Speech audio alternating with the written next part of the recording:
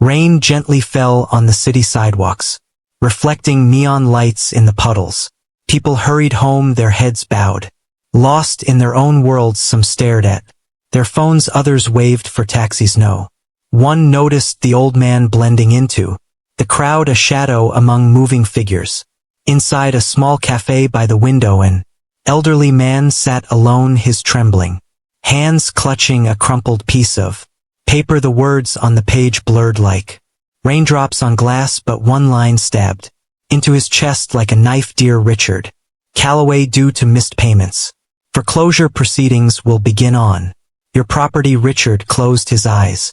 For a brief moment he saw the long hours he had worked, the sweat, the effort. He remembered the early mornings opening his bakery, the first customer walking in, the laughter of his children filling their home. Now the only voice speaking to him was from a bank, cold, unfeeling, reduced to a piece of paper demanding money. He no longer had his coffee, had gone cold, just like his hopes. He gazed at the faces outside. They were young, full of life, the world still shined for them, but he was just a shadow, unseen, unnoticed, forgotten. Just as he let out a deep sigh and closed his eyes, the cafe door swung open. A tall man walked in, his long coat damp from the rain. He ran his fingers through his wet hair, his sharp eyes scanning the room. People turned to look at him because he was a movie star, Keanu Reeves, but Keanu wasn't looking at them. His gaze was fixed on the old man in the corner, in a room full of people.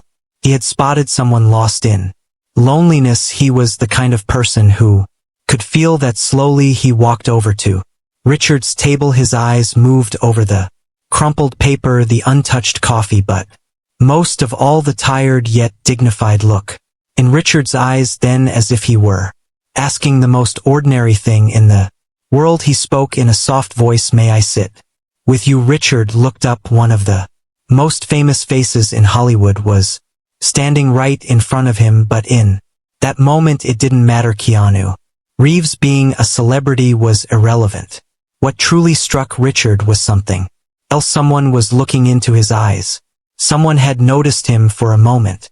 Silence hung between them, then a faint, long-forgotten smile appeared on Richard's lips. "Sure, why not?" he said with a small nod, and just like that, the conversation that would change Richard's life began. Keanu sat down at the table, immediately noticing the dull, exhausted look in Richard's eyes. Deep lines traced his face, carrying the weight of years gone by. The silence between them stretched, but Keanu waited. "You look a little down. Did something happen?" Richard didn't lift his head at first. His fingers trembled as they gripped the edge of his coffee cup. He let out a quiet sigh, eyes drifting away as he finally spoke. "Down, I wish I were just a little down." Keanu blinked, sensing the heaviness in his words. "Do you want to talk about it?" Richard shook his head at first, but then, as if releasing a burden too heavy to carry, he continued, "There's no one left who cares what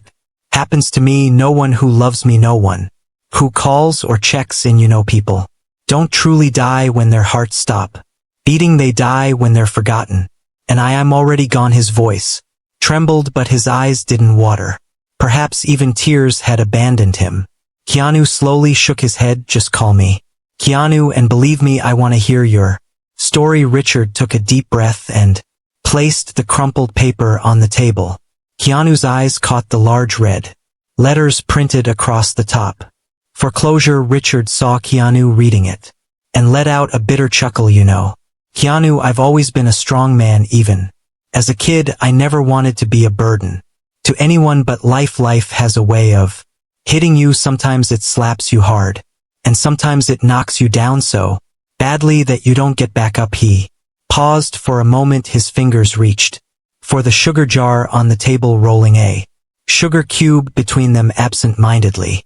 "I was a mechanic when I was young. Then I opened a small bakery. I'd wake up at 4 in the morning, bake the bread myself. I can still remember that smell. My wife would stumble into the kitchen, still half asleep, grabbing her coffee. My kids, they'd pack warm bread with cheese. Before heading off to school, I was happy." Then he fell silent. His gaze dropped to the table. "But when happiness lasts too Long life starts taking things away. My wife got sick. At first we thought it was nothing serious, but it was insurance. Wasn't enough. We sold everything we had to save her, but we couldn't. I promised her Keanu. I told her I'll save you, but all I could do was watch her slip away. Then I was alone, and when you're alone, the pain stings even more, but it didn't end there. Keanu spoke gently. What happened? I got sick too, needed heart surgery. The doctor said I was lucky. Lucky I walked out of that hospital. Drowning in debt, I lost my shop. My retirement savings were gone. The only thing I had left was my house, and now they're taking that too. Keanu, do you know a man's greatest fear? Keanu studied the sorrow in Richard's eyes and slowly shook his head. It's not dying. A man's greatest fear is disappearing without a trace. I was once a father, a husband, a friend, but now I'm just a burden. People like me, they don't make movies about us, do they? He let out a hollow, bitter laugh. Keanu narrowed his eyes. Maybe they should. Your story isn't over yet, Richard. Richard shook his head, but the light in his eyes had long since faded, because to him everything was already over. Days past. Richard could no longer bring himself to even glance at the letters from the bank. He had done everything he could, but the outcome remained unchanged. One morning a new envelope was slipped under his door. He hesitated before picking it up. His fingers trembled as he tore it open, and the moment his eyes scanned the content, they widened in disbelief. Outstanding balance $0. His hands began to shake. His heart pounded. How is this possible? Without thinking, he grabbed the phone and dialed the bank. There must be a mistake. My debt, it's been paid. Who paid it? The bank representative cleared their throat. I'm sorry, Mr. Calloway, our donor wishes to remain anonymous. Richard's hands slowly lowered, his vision blurred with tears. Who had done this? And then suddenly a face flashed in his mind. That night at the cafe, the man who had listened. Richard spent days searching for Keanu Reeves. He scoured news articles, followed charity events, and asked around. Finally, he found him at a fundraiser. Keanu was there, mingling with the crowd, smiling, taking photos, but the moment his eyes met Richard's, a small knowing smile appeared on his lips. Richard approached him, his voice barely above a whisper. It was you, wasn't it? Keanu shrugged casually. I don't know, Richard. Maybe Santa Claus paid your bills. Richard's lips quivered, his eyes filled with gratitude. But why? Keanu's smile faded into something softer, more serious. Because I could. Because no one, especially a man who worked his whole life, should lose their home. Richard couldn't hold back his tears any longer. Thank you, Mr. Reeves, but how do I ever repay you? Keanu slowly shook his head.